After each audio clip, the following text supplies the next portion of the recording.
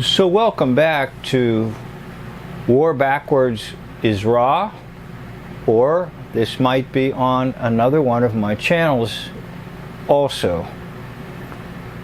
So we are looking at episodes from McHale's Navy, and this particular episode we're going to look at is called The Balloon Goes Up, and it would have been broadcast in January of 1964. So we'll take a look at it, and I've got the mute button on, which means there'll be no sound from the original video. You'll just hear me as sort of a commentator. But my purpose is not to commentate necessarily about the production of McHale's Navy, but about the way and the manner in which we have been hoaxed about wars. The balloon goes up.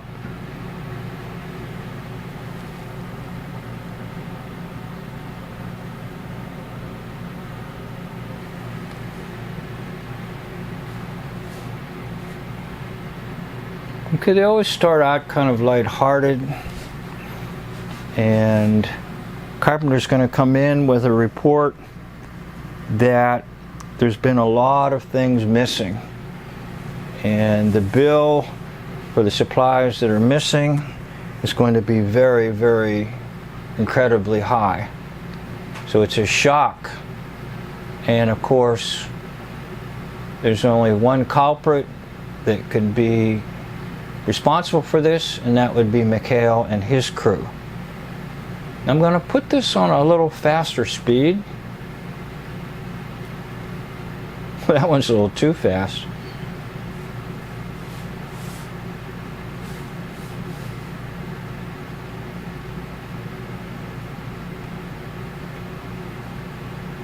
Okay, so the information that was given to Captain Binghamton was about his transfer. Originally I said it was about the loss of all kinds of inventory. But no, it was about his being transferred, and he's very happy and very excited about being transferred. However, there's going to be a problem in that there's surplus that is missing. And of course, McHale and his crew have been behind the missing surplus. Now, this is mostly about the financial aspects of war, because war involves an incredible amount of outpouring of money. Now, there's Urulu. U-R-U-L-U. U-R-U-L-U. Now, he represents the bankers that fund both sides of a war. Okay? Bankers will fund both sides of a war, and corporations will go along with it. So that Ford Motor Company, I believe, filed some kind of a lawsuit against the U.S. government for destroying its plant in Europe during World War II, the so-called bombings, because they were producing items for the Germans. And vice versa, there were some companies here in the United States that were making things for the Germans and shipping them out. Because it doesn't matter, you see. War is about money and the flow of money and the buildup of incredible wealth. Now again, this is where the missing items are made known to Captain Binghamton, and of course Mikhail is going to eventually try to get to the bottom of it in his search on the island. Now he's going to go to the men and say, all this stuff is missing. Where is it? Well, Urulu. U-R-U-L-U. Now there he is. Now he's trading not only with Mikhail, but with the Japanese. So they're telling you the truth, that war is funded by bankers and of course government, and also by corporations who know this and willingly produce armament for both sides. I believe there was a case of this in the Vietnam War, whereby some of the Americans were noticing the production of vehicles that were absolutely identical to their vehicles coming right out of Southeast Asia.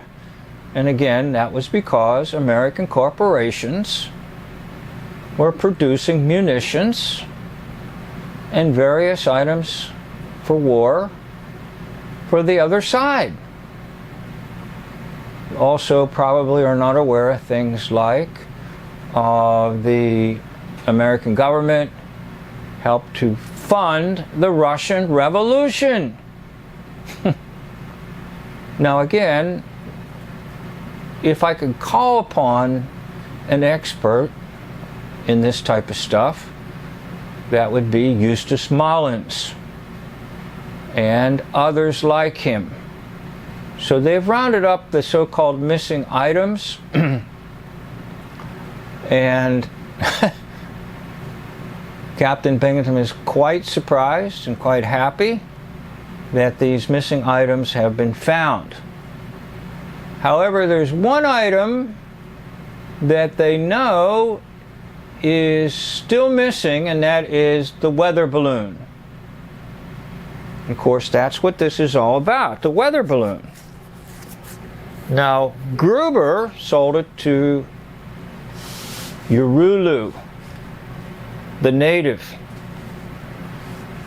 the chief of the island, who also is very involved in witchcraft, black magic, and consulting of spirits and so forth. Now, the whole purpose of this particular Mikhail's Navy episode is to tell you that there's an Urulu behind every war. In other words, he plays both sides.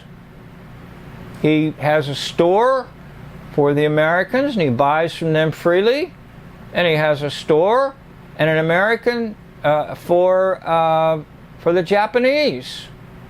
In fact, the one part of the video shows him turning the sign, and the sign was for the Japanese, and then the same sign was for the Americans in his shop, in his place where you sell and buy stuff to him. So he deals with the Americans, the Allies, and he deals with the Japanese. Now, of course, the plot in this silly, ridiculous thing is that Mikhail's men will dress up like natives and pretend that they're Urulu's assistants. Of course, the Japanese are always willing to go along with something really stupid, and it always ends up, of course, that Mikhail and his crew come out victorious. So, as silly as this may have looked, okay, the point was that, trying to get this to the point where we can talk.